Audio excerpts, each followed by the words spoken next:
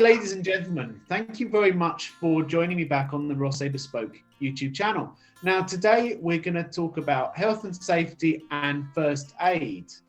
I think this is an incredibly important thing to talk about, and I've actually taken steps that from now on there will actually be a full accredited course in this as part of my Butler school. And the person and the firm that I wish to trust to do that is Joe Smith from A1. Thank you for joining us.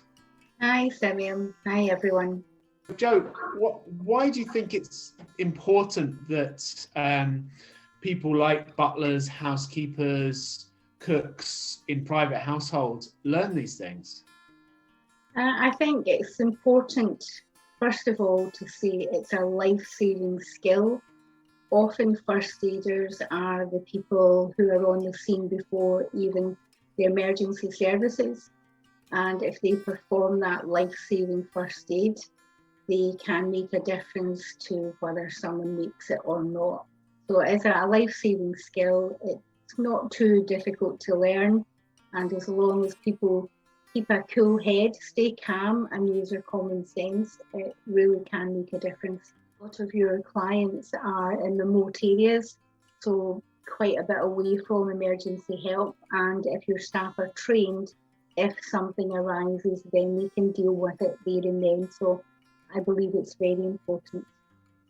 Yeah, that's a good point.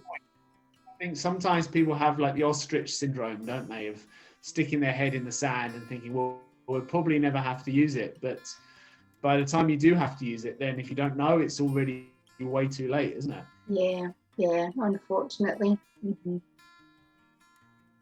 So I've always been a big believer of this, and myself as a butler, I've always taken regular. In fact, I need to chat to you because I need to update mine. But I've always taken regular, especially the first aid courses, because I think it is really important and really important to stay up to date as well. It's not just a matter of doing one and then forgetting about it, is it?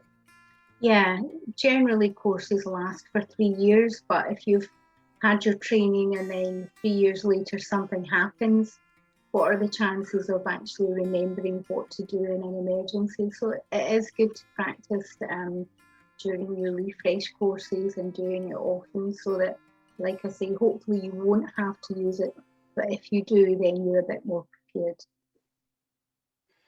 So if clients want your training for their existing household staff, so for their butlers, for their housekeepers, etc., how should they do it, or any training, should I say? How should they do it? Are they best off having you come to them, or do they come to your facility, or how does it work? Yeah, well, we're doing some parts of the theory online, so that makes it more accessible. But first aid is a practical skill that needs to be assessed. So if we do part of it online, and we can do that too, or we can do all of it either on the premises or somewhere local. I tend to try to work on the premises because it means that if anything happens, we're looking at where the people are going to be working.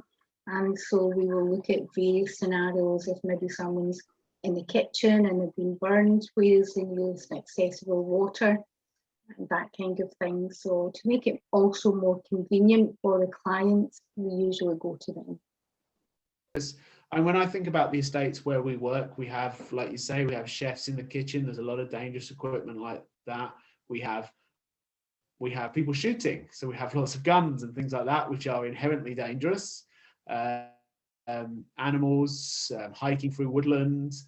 There's actually a huge amount of scope for things that could happen. And that is the thing. It's when before we do the course, we always have a conversation with the clients and say, well, what are the risks associated with the work that you do? Because we want to make the course relevant. We don't do tick box training at A1. We want to make that course relevant. So whether, as you say, in your client's case, there could be guns involved, gunshot wounds have to be dealt with in a different way than perhaps a knife wound. We have animals, whether that is an animal biting someone, and what you would do in that scenario, as well as chefs in the kitchen and everyday minor accidents as well. So there's a lot to be discussed about making that course relevant to that client and their staff. I mean, I think it's absolutely fascinating. And like I've said, I'm a real believer that I think it's absolutely essential, which is why I've bring it in as a compulsory part of my Butler School course, because I think the more people that learn it, the better for everyone, the better for the world. Mm-hmm. And why I am strongly recommending it to all my clients out there. Joe, you're based in Scotland. What's your radius for your training? How far will you go? So at the moment we're Scotland wide, but we have looked at the north of England and the rest of the UK. So we're not able to travel anywhere at the moment. No one's travelling anywhere at the moment, but once travel restrictions are lifted, then Have Mannequins will travel. Fantastic. Well, I like that. That could be as a good motto. So if anyone would like first aid training, then you can contact us here at www.a1trainingservices.co.uk. It's been lovely speaking with Simeon and all of you, and hopefully you'll all be in touch. I'm looking forward to working with Simeon and his lovely clients. And we're looking at doing some health and safety and COVID safety training as well. So if you need any training, please get in touch. We'd love to work with you. Thanks very much. Stay safe. Thank you very much, Joe. Thank you. That's brilliant. So we've got our COVID safety, which of course is very, very important. We've got our health and safety training, which is very, very important. And we've got our first aid training. These are probably three of the most important possible training we can do at the moment. So, or ever, to be honest. So thank you very much, Joe.